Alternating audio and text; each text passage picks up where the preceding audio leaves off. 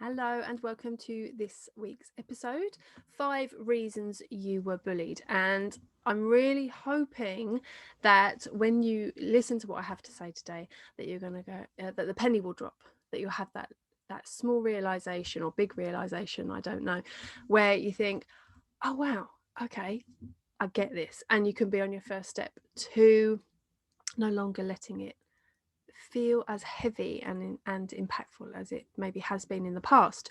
So I'm yet to meet anyone who has been bullied that doesn't continue to believe that in some way, even if it's in a really small way, that they were bullied for a reason, that's something to do with them.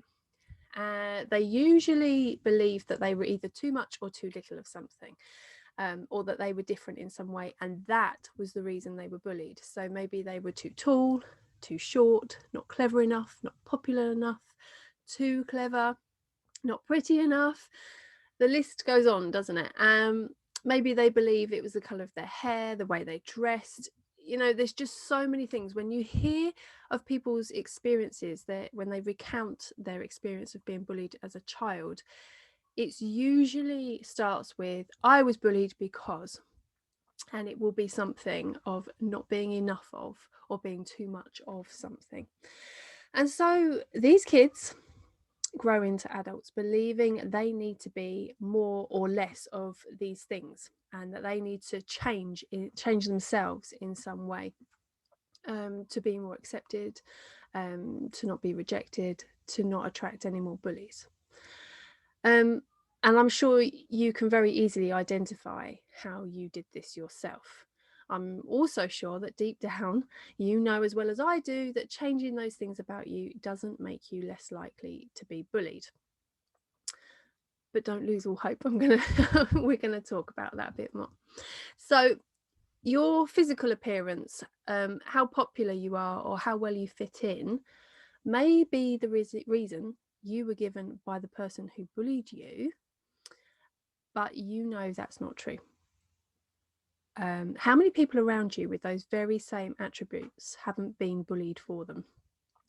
So if it was that you weren't popular enough, you won't have been the only child that wasn't popular enough. And were they all bullied? Are they always bullied for that reason? I think you'll find not.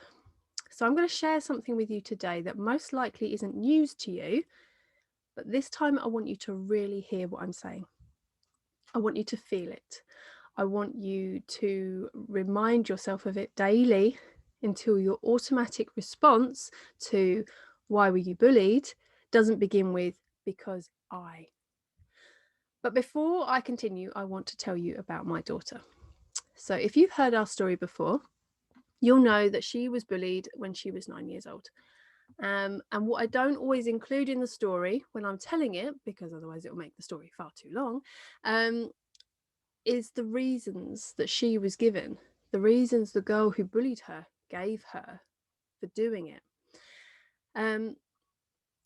So the reasons, here we go. She bullied her because she was friends with everyone, because all the teachers liked her, and because she didn't struggle with schoolwork.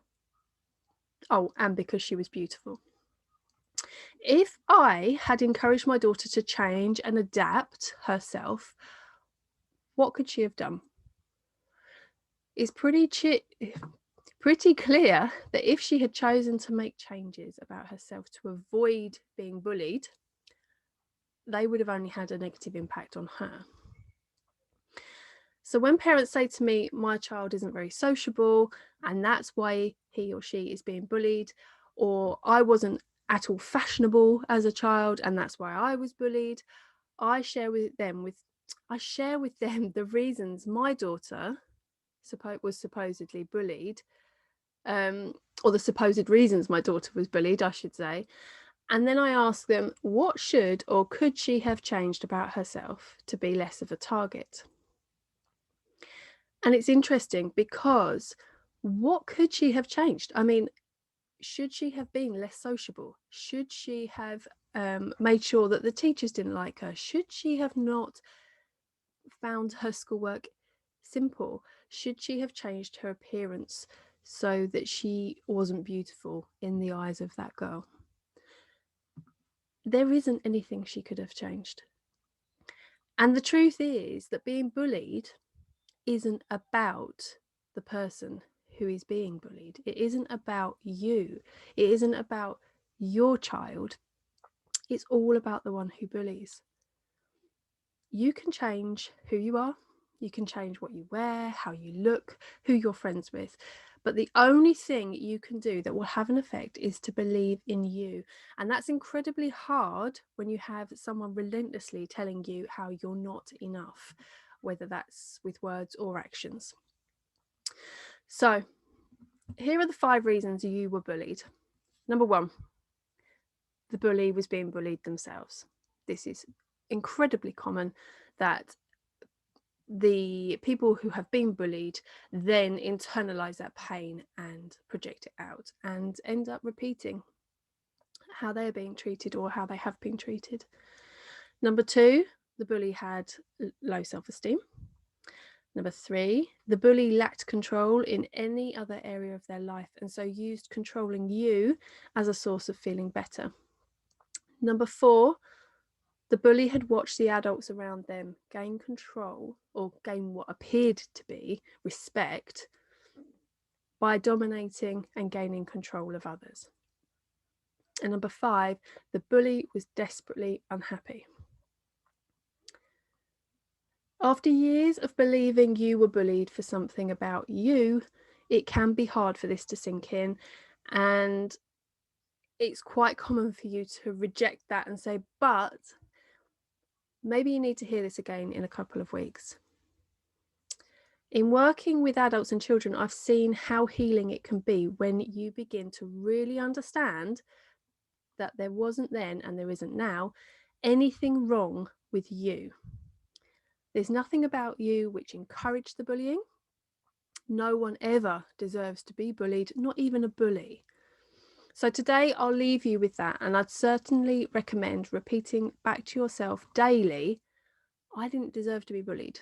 I didn't do anything to encourage it. The bully was hurting, and hurt people hurt people. Thanks for listening, and I'll see you again next week. Bye.